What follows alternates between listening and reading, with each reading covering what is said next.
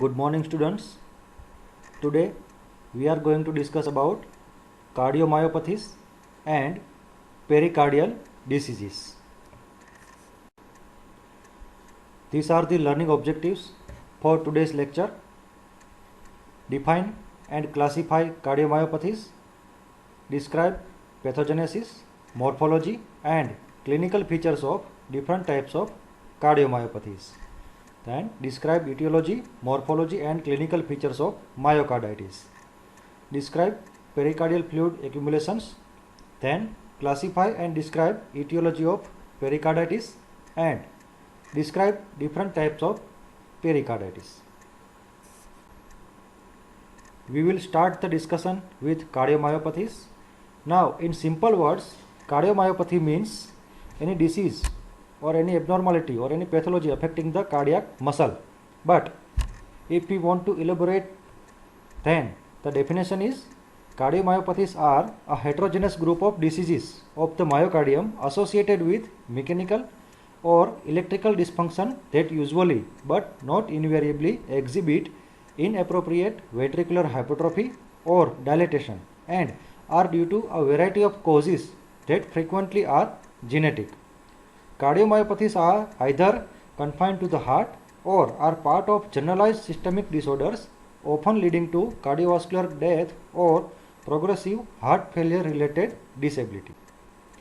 Primary cardiomyopathies can be genetic or acquired diseases of myocardium, whereas secondary cardiomyopathies have myocardial involvement as a component of a systemic or multi-organ disorder.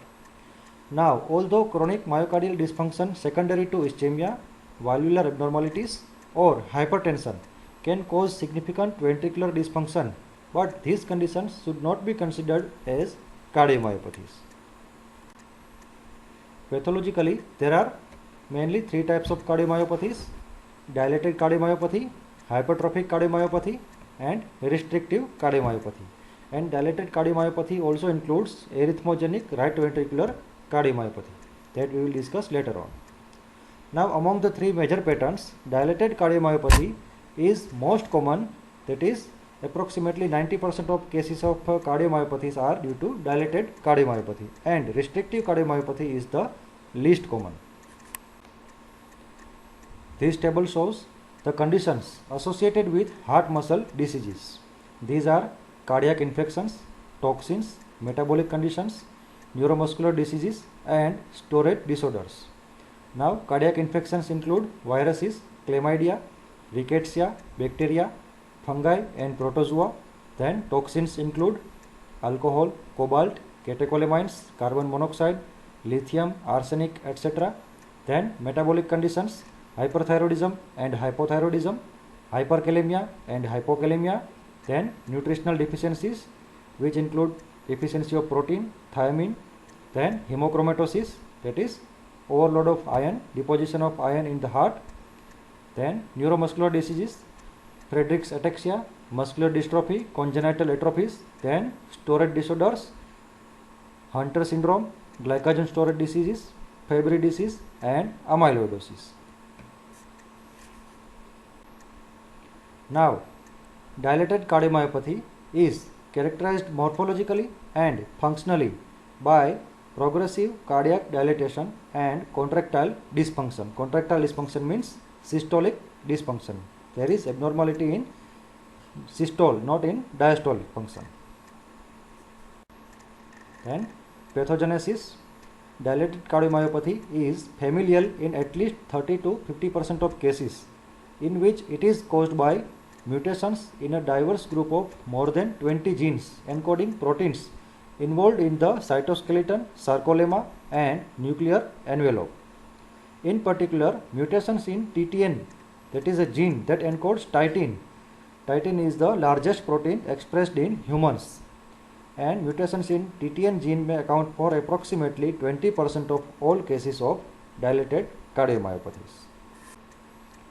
Then myocarditis may also progress to dilated cardiomyopathy. Alcohol and other toxins. Alcohol abuse is strongly associated with development of dilated cardiomyopathy. Alcohol or its metabolites especially acetaldehyde, have a direct toxic effect on the myocardium. Moreover, chronic alcoholism may be associated with thiamine deficiency, which can lead to beriberi heart disease, which has the same morphology as dilated cardiomyopathy. Some other toxic insult can progress to eventual myocardial failure. Particularly important is myocardial injury caused by certain chemotherapeutic agents, including cancer therapeutics, for example, tyrosine kinase inhibitors. Childbirth. A special form of dilated cardiomyopathy termed peripartum cardiomyopathy can occur late in the pregnancy or up to few months postpartum, that is up to few months after delivery. The mechanism underlying this entity is poorly understood but is probably multifactorial. Pregnancy associated hypertension, volume overload, nutritional deficiency, or other metabolic derangements have been proposed as the causes. Then, iron overload. Iron overload in the heart can result from either hereditary hemochromatosis or from multiple transfusions. Dilated cardiomyopathy is the most common manifestation of such iron excess and may be caused by injury from iron mediated production of reactive oxygen species. Now, another etiological factor for DCM is supraphysiological stress that can also result in dilated cardiomyopathy. This can happen with persistent tachycardia and hyperthyroidism. Excess catecholamines, that is epinephrines, in particular may result in multifocal myocardial necrosis that can eventually progress to DCM, and this can happen in individuals with pheochromocytomas. Pheochromocytomas are the tumors that elaborate or secrete epinephrines. The mechanism of catecholamine cardiotoxicity is uncertain but likely to relates either to direct myocyte toxicity due to calcium overload or to focal vasoconstriction in the coronary arterial circulation in the face of an increased heart rate. That is, catecholamines cause increased heart rate and then cause vasoconstriction in the coronary arterial circulation. Now, morphology of DCM. In DCM, the heart is usually enlarged, heavy, that is often weighing 2 to 3 times the normal weight, and flabby due to dilatation of the chambers. Mural thrombi are very common and may be a source of thromboemboli. There are no primary valvular alterations, but if mitral regurgitation is present, it results from left ventricular chamber dilatation, and likewise if tricuspid regurgitation is present, it results from right ventricular chamber dilatation. The histological abnormalities in DCM are non-specific and usually do not point to a specific etiology. Most muscle cells are hypertrophied with enlarged nuclei, but some are attenuated, means weakened, stretched and irregular. Now, clinical features of dilated cardiomyopathy.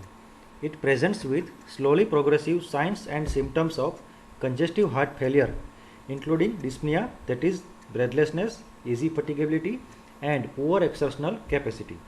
At the end stage, the ejection fractions are typically less than 25% and it should be normally 50 to 65%. Secondary mitral regurgitation and abnormal cardiac rhythms are common and embolism from intracardiac thrombi can occur. Death usually results from progressive cardiac failure or arrhythmia and can occur suddenly. This is the gross image of dilated cardiomyopathy. You can see the dilated chambers. Now, arrhythmogenic right ventricular cardiomyopathy.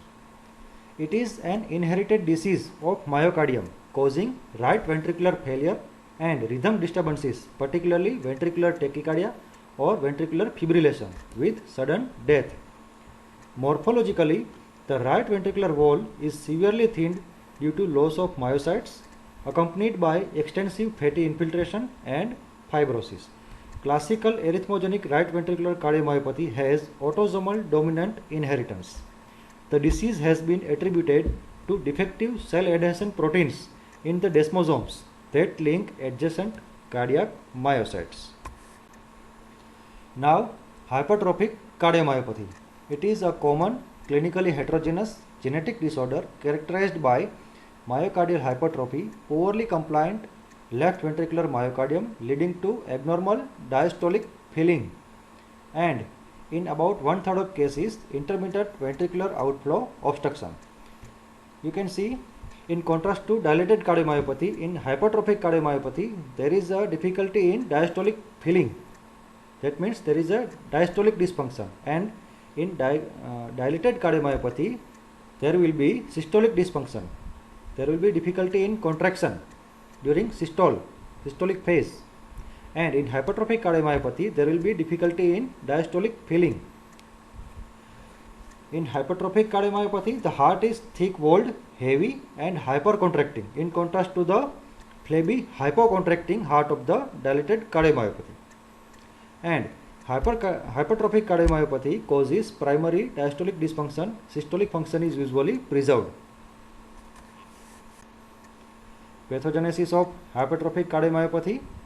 In most cases, the pattern of transmission is autosomal dominant and is caused by mutations in any one of the several genes that encode sarcomeric proteins. And mutations causing hypertrophic cardiomyopathy are found most commonly in the gene encoding beta myosin heavy chain. Morphology. The essential feature of hypertrophic cardiomyopathy is massive myocardial hypertrophy, usually without ventricular dilatation. And the classic pattern involves disproportionate thickening of the ventricular septum relative to the left ventricular free wall, termed as asymmetric septal hypertrophy. On longitudinal sectioning, the normally round to ovoid left ventricular cavity may be compressed into a banana-like configuration by bulging of the ventricular septum into the lumen. The most important histological features of hypertrophic cardiomyopathy are massive myocyte hypertrophy with transverse myocyte diameters frequently greater than 40 micrometer and normally is approximately 15 micrometer. Then haphazard disarray of bundles of myocytes, individual myocytes and contractile elements in sarcomeres within the cells, that is termed as myofiber disarray, disarrangement of myofibers, and then interstitial fibrosis. Clinical features of hypertrophic cardiomyopathy. The central abnormality in hypertrophic cardiomyopathy is reduced stroke volume due to impaired diastolic filling. This is a consequence of a reduced chamber size as well as the reduced compliance of the massively hypertrophied left ventricle. The compromised cardiac output in conjunction with a secondary increase in pulmonary venous pressure explains the exertional dyspnea, that is dyspnea due to working, breathlessness due to working, seen in these patients. Major clinical problems in hypertrophic cardiomyopathy are atrial fibrillation, mural thrombus formation leading to embolization and possible cerebral stroke, ventricular arrhythmias and sudden death. Hypertrophic cardiomyopathy is one of the most common causes of sudden, otherwise unexplained death in young athletes. This is the image showing gross and microscopical view of hypertrophic cardiomyopathy. You can see the arrow shows the hypertrophied portion of the ventricle, and in microscopically you can see the enlarged myocytes. Now, restrictive cardiomyopathy is characterized by a primary decrease in the ventricular compliance resulting in impaired ventricular filling during diastole. So again, it is an diastolic dysfunction. Restrictive cardiomyopathy can be idiopathic or associated with distinct diseases or processes that affect the myocardium, principally radiation fibrosis, amyloidosis, sarcoidosis, metastatic tumors, or the deposition of metabolites that accumulate due to inborn errors of metabolism. Now, morphology of restrictive cardiomyopathy. The ventricles are of approximately normal size or slightly enlarged. The cavities are not dilated and the myocardium is firm and non-compliant. Microscopically, there may be only patchy or diffuse interstitial fibrosis which can vary from minimal to extensive. Endomyocardial biopsy can often reveal the specific etiology, and an important specific etiology for restrictive cardiomyopathy is amyloidosis, that we will discuss later on. And one type of restrictive cardiomyopathy is endomyocardial fibrosis, is principally a disease of children and young adults in Africa, characterized by fibrosis of the ventricular endocardium and subendocardium, often involving the tricuspid and mitral valves. The fibrous tissue markedly diminishes the volume and compliance of affected chambers and so causes a restrictive functional defect. Another type of restrictive cardiomyopathy is lobular endomyocarditis, that results in endomyocardial fibrosis, and in addition to the cardiac changes, there is often a peripheral eosinophilia and eosinophilic infiltrates in multiple organs including the heart. The release of toxic products of eosinophils, especially major basic protein, is postulated to initiate endomyocardial necrosis followed by scarring of the necrotic area. This is the table showing major three types of cardiomyopathies: dilated, hypertrophic and restrictive. You can see in dilated cardiomyopathy, the ejection fraction will be less than 40% as compared to the normal, which is 50 to 65%. But in hypertrophic and restrictive cardiomyopathy, ejection fraction will be normal. And mechanisms of heart failure in dilated cardiomyopathy is due to impairment of contractility, that is systolic dysfunction. And in hypertrophic and restrictive cardiomyopathy, there will be impairment of compliance, so there will be a diastolic dysfunction. And causes of dilated cardiomyopathy are genetic, alcohol, peripartum cardiomyopathy, then myocarditis, hemochromatosis, chronic anemia, and sarcoidosis or idiopathy. Then hypertrophic cardiomyopathy causes are genetic, Friedreich's ataxia, storage diseases. Then restrictive cardiomyopathy, important cause is amyloidosis, then radiation induced fibrosis or idiopathy. This diagram shows different types of cardiomyopathy. Figure A shows normal heart, then figure B shows dilated cardiomyopathy. You can see the chambers are dilated, lumina are dilated, and there is presence of mural thrombus. And figure C shows hypertrophic cardiomyopathy. You can see there is septal hypertrophy and asymmetrically thickened myocardium. Then figure D shows restrictive cardiomyopathy. Again, this is the diagram showing all the cardiomyopathies. Figure A is normal, then dilated cardiomyopathy, you can see dilated chambers, then hypertrophied ventricle, and then last one is restrictive cardiomyopathy. Now we will discuss about cardiac amyloidosis. Amyloidosis results from the extracellular accumulation of protein fibrils, which are prone to forming insoluble beta-pleated sheets. Cardiac amyloidosis can appear as a consequence of systemic amyloidosis, for example, due to myeloma or inflammation associated amyloid, or can be restricted to the heart, particularly in the aged, that is known as senile cardiac amyloidosis. Senile cardiac amyloidosis characteristically occurs in individuals 70 years and older and has a far better prognosis than systemic amyloidosis. Cardiac amyloidosis most frequently produces a restrictive cardiomyopathy, but it can also be asymptomatic or manifest as arrhythmias. Morphology of cardiac amyloidosis, in which the heart varies in consistency from normal to firm and rubbery, and the chambers are usually of normal size but can be dilated and have thickened walls. Now small semi-translucent nodules resembling drips of wax may be seen on the atrial endocardial surface. Histologically, hyaline eosinophilic deposits of amyloid may be found in the interstitium, valves, endocardium and pericardium. They can be distinguished from other deposits by special stains such as Congo red, which produces classic apple green birefringence when viewed under polarized light. This image shows cardiac amyloidosis. Figure A shows H&E stain and figure B is Congo red stain. Now in H&E stain, amyloid appears as amorphous pink material around myocytes. Amorphous means not having any specific morphology, that is amorphous. And in Congo red stain, When it is viewed under polarized light, amyloid shows characteristic apple green birefringence, and it can be compared with the collagen which appears white in congruent stain. Now we will start the discussion of myocarditis. Myocarditis is a diverse group of pathological entities in which infectious microorganisms or primary inflammatory process cause myocardial injury, and pathogenesis includes: in the United States, viral infections are the most common cause of myocarditis. Coxsackie virus A and B probably account for most of the cases. Viruses can potentially cause myocardial injury either as a direct cytopathic effect or by eliciting a destructive immune response. Inflammatory cytokines produced in response to myocardial injury can also cause myocardial dysfunction.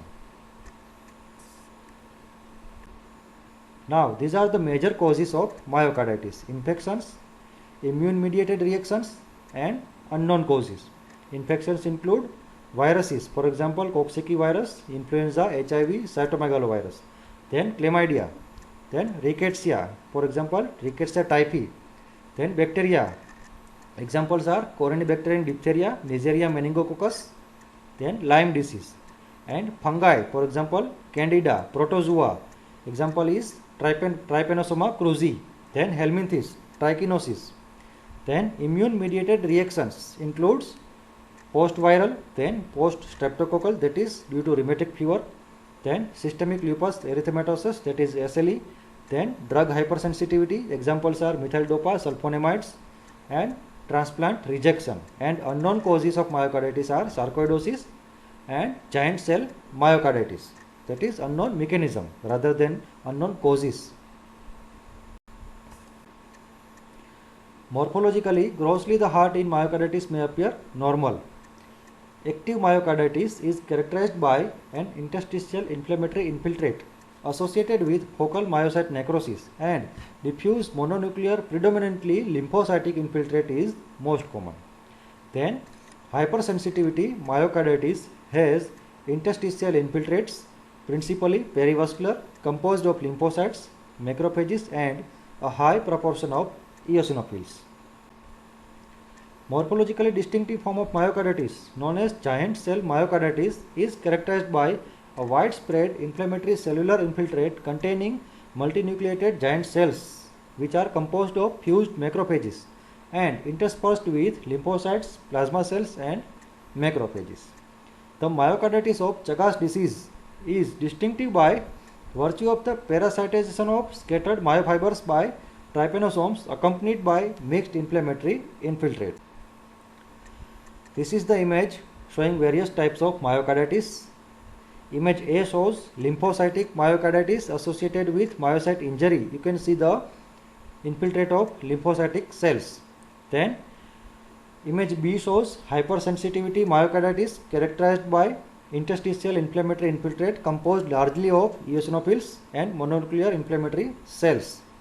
Then C shows giant cell myocarditis with mononuclear inflammatory infiltrate containing lymphocytes, macrophages, and multinucleated giant cells.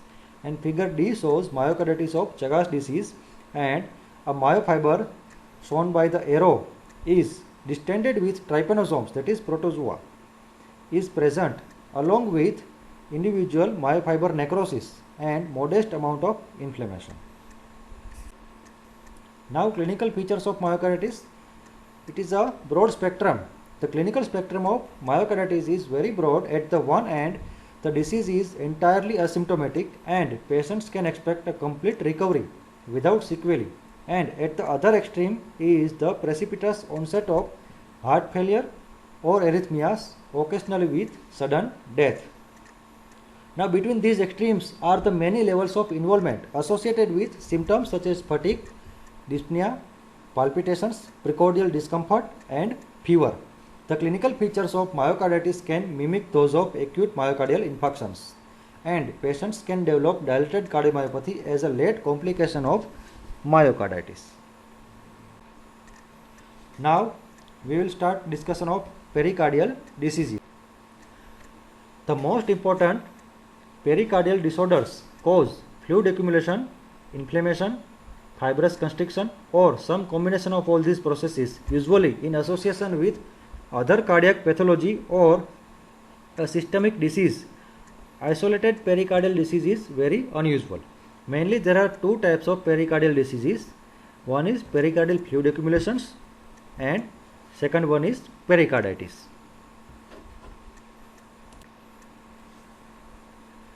We will start with pericardial fluid accumulations and then we will discuss about pericarditis. Now, accumulation of fluid in the pericardial sac may be watery or it may be pure blood. Accordingly, it is of two types: hydropericardium, that is known as pericardial effusion, or hemopericardium. Hemopericardium means it is containing blood. Hydropericardium, that is also known as pericardial effusion, in which there is accumulation of fluid in the pericardial cavity due to non-inflammatory causes. Normally, the pericardial cavity contains 30 to 50 ml of clear watery fluid, and considerable quantities of fluid up to 1000 ml, that is to 1 liter, can be accommodated in the pericardial cavity without seriously affecting the cardiac function if the accumulation is very slow.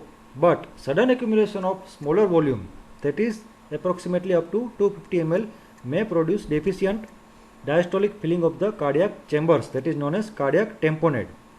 And pericardial effusion is detected by cardiac enlargement in the X-rays and by faint apex beat in auscultation.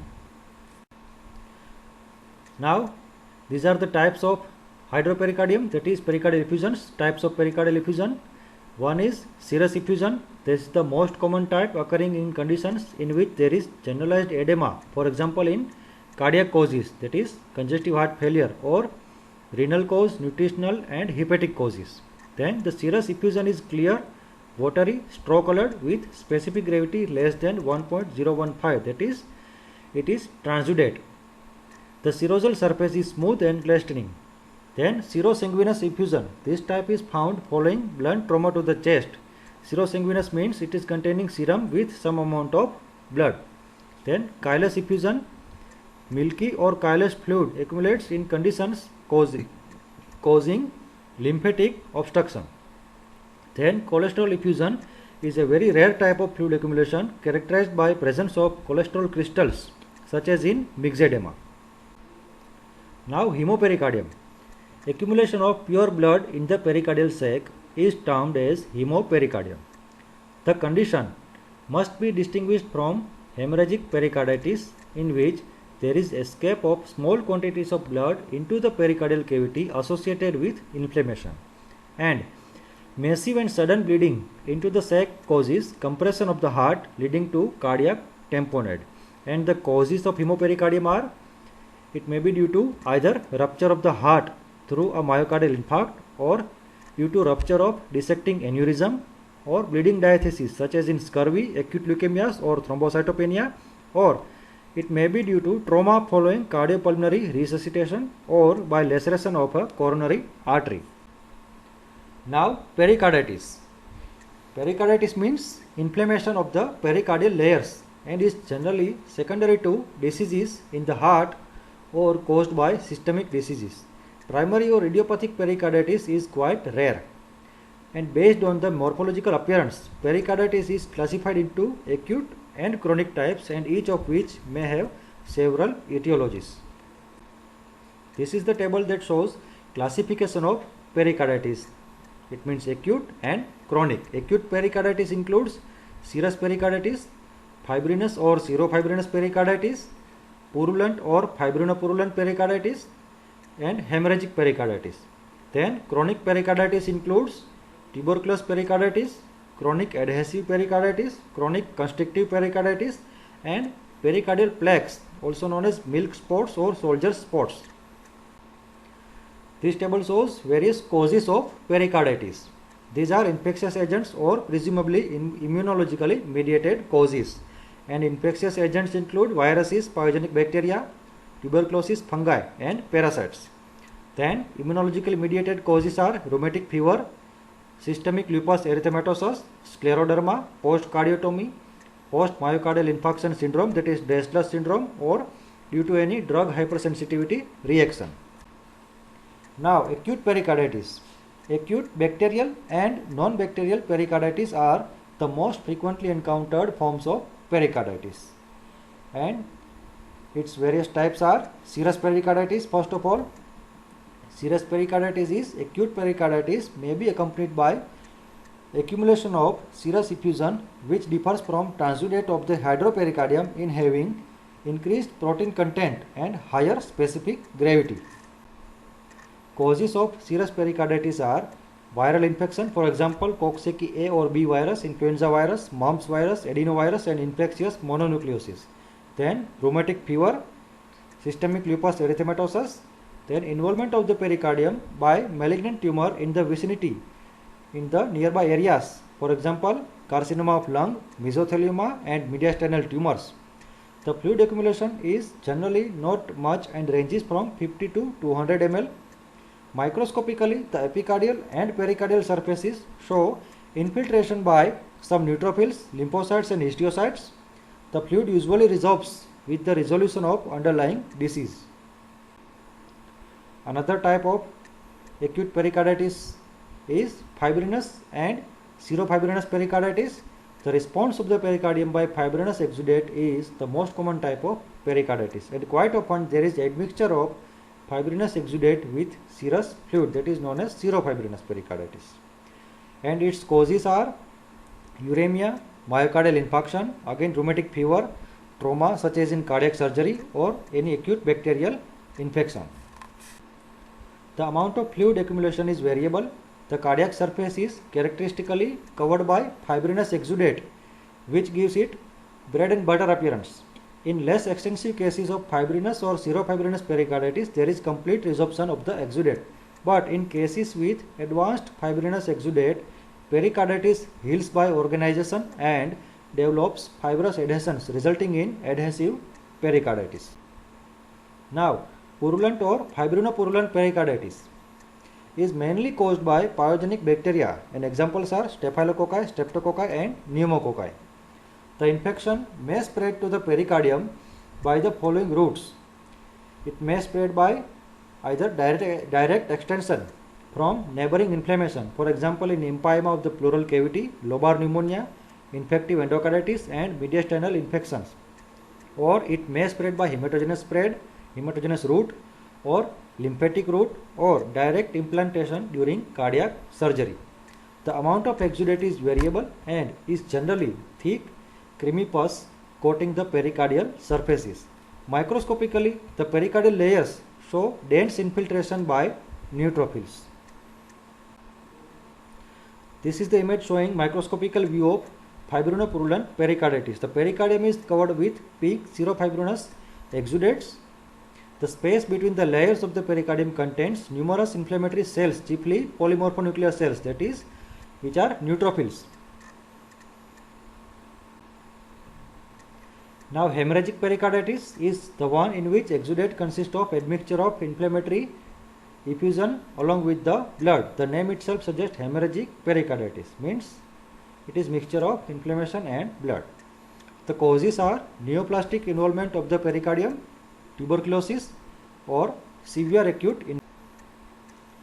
This is the gross image of acute suppurative pericarditis arising from direct extension of the adjacent pneumonia, and you can see the extensive purulent exudate. Now, last topic of today's lecture is chronic pericarditis. Most common is tuberculous pericarditis, is the most frequent form of granulomatous inflammation of the pericardium. The lesions may occur by one of the following mechanisms. It may occur by direct extension from an adjacent focus of tuberculosis, or by lymphatic spread, that is from tracheobronchial lymph nodes, or chronic pulmonary tuberculosis, or infected pleura. The exudate is slightly turbid, caseous, or blood stained. The tubercles are generally visible, grossly visible on the pericardial surfaces, and microscopically typical tuberculous granulomas with caseation necrosis are seen in the pericardial wall. These lesions generally do not resolve, but they heal by fibrosis and calcification, resulting in chronic constrictive pericarditis. Now, chronic adhesive pericarditis is the stage of organization and healing by formation of fibrous adhesions in the pericardium following preceding fibrinous pericarditis or suppurative pericarditis or hemorrhagic pericarditis. The process begins by formation of granulation tissue and neovascularization. Subsequently, fibrous adhesions develop between the parietal and the visceral layers of the pericardium and obliterate the pericardial space. Sometimes fibrous adhesions develop between the parietal pericardium and the adjacent mediastinum, and this condition is known as adhesive mediastinopericarditis.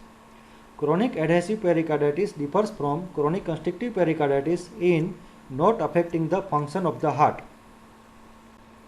Now, chronic constrictive pericarditis is a rare condition characterized by dense fibrous or fibrocalcific thickening of the pericardium resulting in mechanical interference with the function of the heart and reduced cardiac output. The condition usually results from long-standing preceding causes. For example, it may follow tuberculous pericarditis or purulent pericarditis or hemopericardium. In chronic constrictive pericarditis, the heart is encased in 0.5 to 1 cm thick and dense collagenous scar which may be calcified. As a result, the heart fails to dilate during diastole. The dense fibrocollagenous tissue may cause narrowing of the openings of the vena cava, resulting in obstruction to the venous return to the right-sided heart and consequently right heart failure. Grossly, the heart size is normal or smaller. So this concludes today's lecture. Thank you very much.